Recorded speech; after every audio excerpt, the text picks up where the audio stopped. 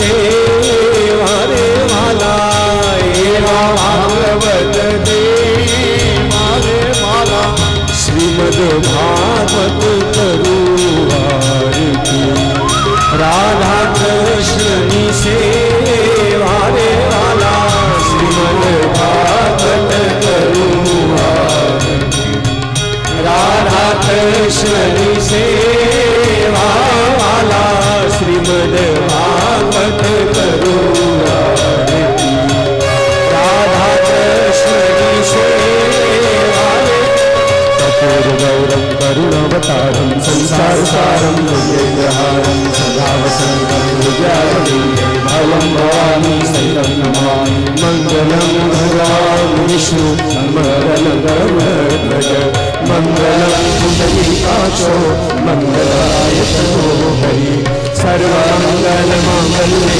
શિવે સદાર્થ સાધિકે, શરણ્યે ત્ર્યંબકે ગૌરી નારાયણી નમોસ્તુતે, નારાયણી નમોસ્તુતે, નારાયણી નમોસ્તુતે.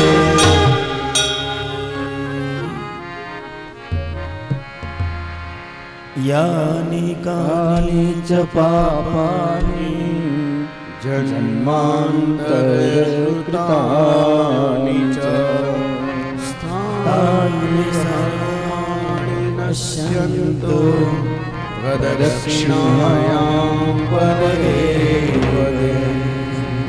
સર્વે ભવન્તુ સુખિનઃ, સર્વે સંતુ નિરામયા, સર્વે ભદ્રાણિ પશ્યન્તુ, મા કશ્ચિદ દુઃખભાગ ભવેत्. ઓમ શાંતિ શાંતિ શાંતિ.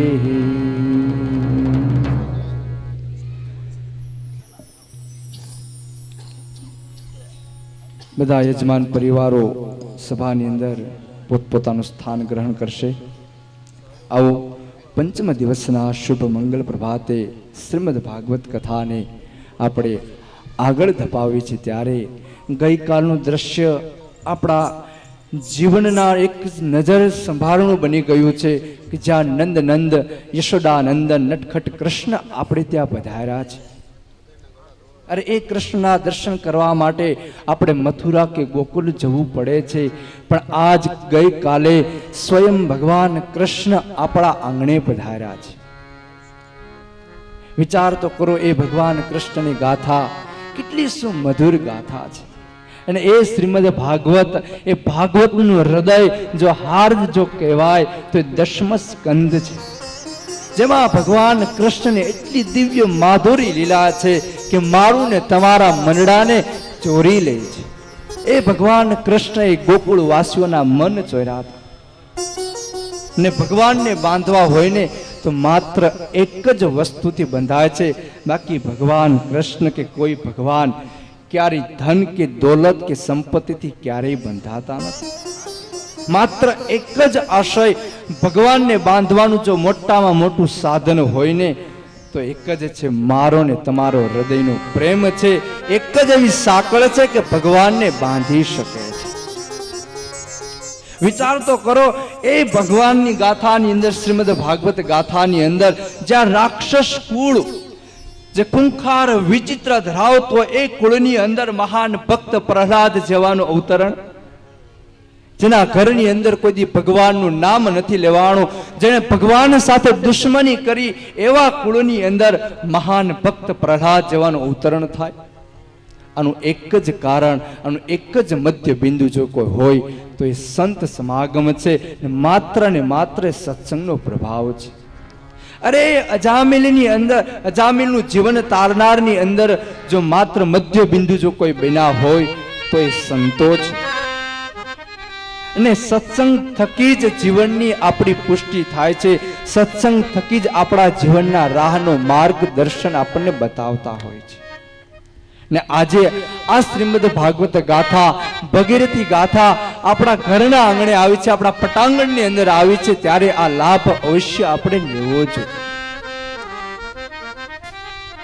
હું તો એમ કહીશ કે સ્વામીજીને સાંભળવા અમારા ગુરુ પદ ઉપર છે એટલે નહીં, પણ એમને સાંભળવા એટલે એક જીવનનો લાભો છે. આપણી કથા ચાલુ થવાની હતી એ 14 તારીખે બપોરે હજી લેન્ડ થયા હતા. લંડનથી હજી 14 તારીખે બપોરે આવ્યા અને 14 તારીખે સીધા ગાડીમાં બેઠા અને 14 તારીખે સાંજે કેશોદમાં.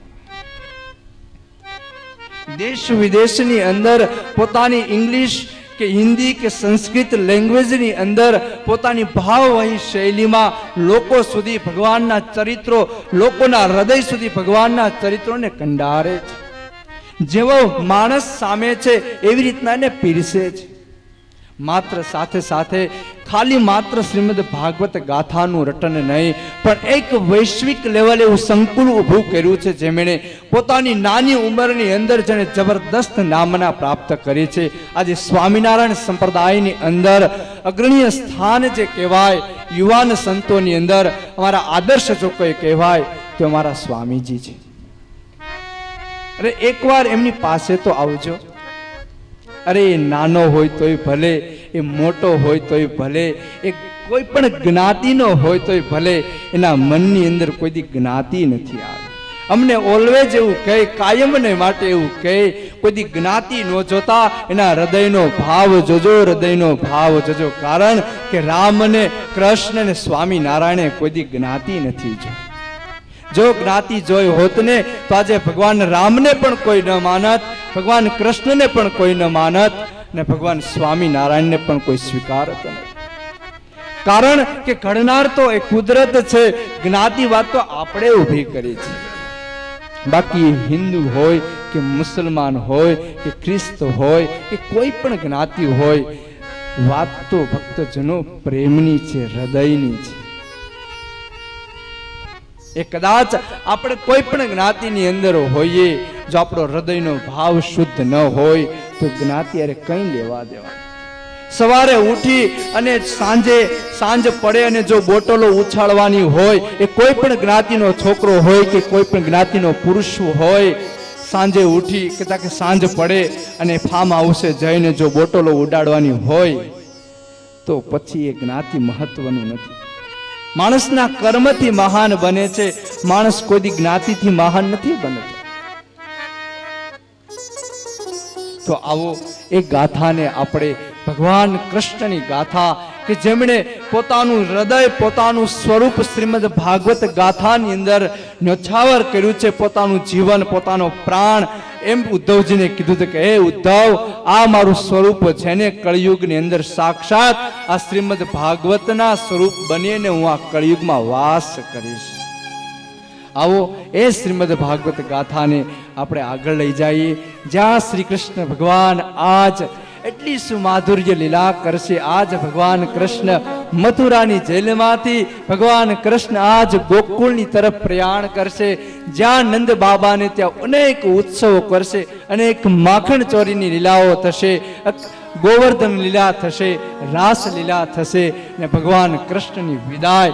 એ અદ્ભુત ગાથા એટલે શ્રીમદ ભાગવતનું હૃદય સ્થાન એટલે શ્રીમદ ભાગવત એટલે 10મ સ્કંધની કથા આપણે સાંભળવા જઈ રહ્યા છીએ. ત્યારે આવો પૂજ્યપાદ સ્વામીજીના ચરણમાં વિનંતી કરીએ કે એ ગાથા તરફ લઈ જાઓ, જ્યાં ભગવાન શ્રી કૃષ્ણ આજે મથુરાથી ગોકુળ તરફ પ્રયાણ કરવાના છે.